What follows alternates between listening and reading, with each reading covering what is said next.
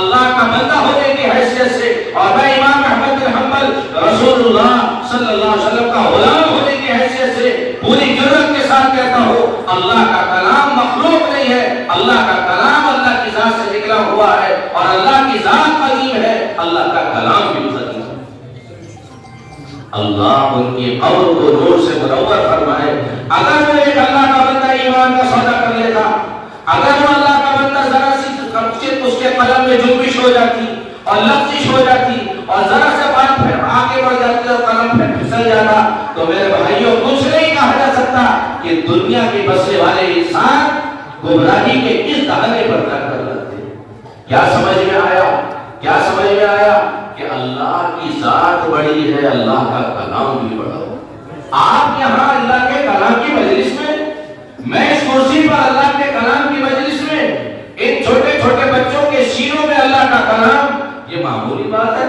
یوں کہتے ہیں عربی والے، یوں کہتے ہیں عرب کے کہاوت والے، ملوک کلام الملوک کی ملوک الکلام، کلام الملوک کی ملوک الکلام، بادشاہوں کا کلام کلاموں کا بادشاہ ہوتا ہے۔ ساری کتابیں ایک طرف، اللہ کا کلام ایک طرف۔ اس لیے میرے بھائیوں بڑی خوش قسمتی کی بات، میں مبارکباد پیش کروں اس مدرسے کی منتظمہ کو، اس مدرسے کے مدرسین کو، ان کے تعاون کرنے والوں کو، ان کی خبرگیری کرنے والوں کو، اور مجھے کہنے دیجیے مبارکبادی پیش کروں اس محلے کے رہنے والے وکیلوں کو، جس محلے میں یہ مدرسہ آباد ہے۔ اللہ نے اتنی بڑی نعمت اور اتنی بڑی دولت، ایسی عظیم الشان نعمت ہمارے محلے میں کہ اس محلے کے اندر اللہ کا کلام پڑھا جائے، اس محلے کے اندر اللہ کی کتاب پڑھی جائے، اس محلے کے اندر قرآن کے حفظ کا نظام بنایا جائے، یہ یقیناً اللہ کی بہت بڑی نعمت ہے۔ خدا کرے ہمیں اس کی قدردانی کی سعادت نصیب ہو جائے۔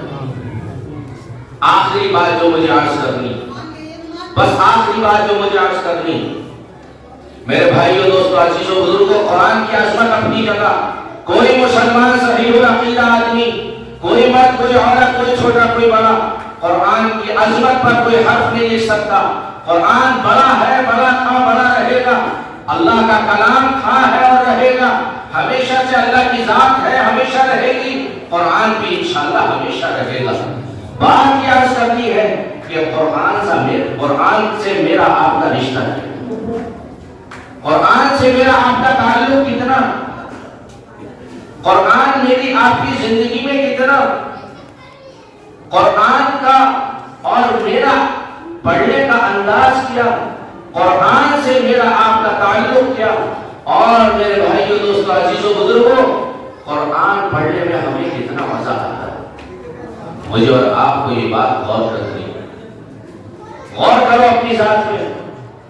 میں ہاتھ نہیں اٹھا رہا اور میں بدگمانی نہیں کر رہا، بلا مبالغہ اس میں ایسے بندے ہو سکتے ہیں، خدا کرے نہ ہو، خدا کرے نہ ہو، خدا کرے نہ ہو، کہ جنہوں نے رمضان میں قرآن بند کیا تھا، ابھی کچھ دنوں کے بعد انشاءاللہ پھر رمضان آنے والے ہیں، انہوں نے ابھی تک قرآن کو ہاتھ نہیں لگایا۔ خدا کرے ایسے بندے اس مجمع میں نہ ہو، اللہ کرے نہ ہو۔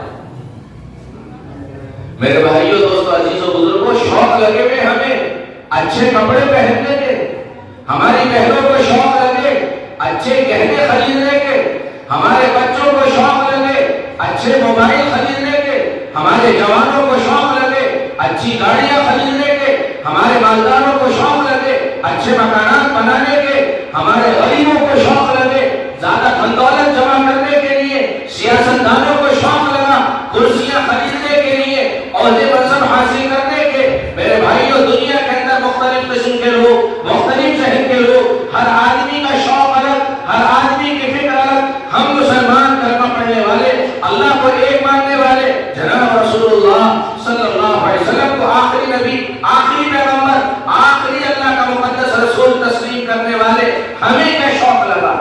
ہمیں بھی جوتوں کا شوق، ہمیں بھی کپڑوں کا شوق، ہمیں بھی دکانوں کا شوق، ہمیں بھی کھیت کا شوق،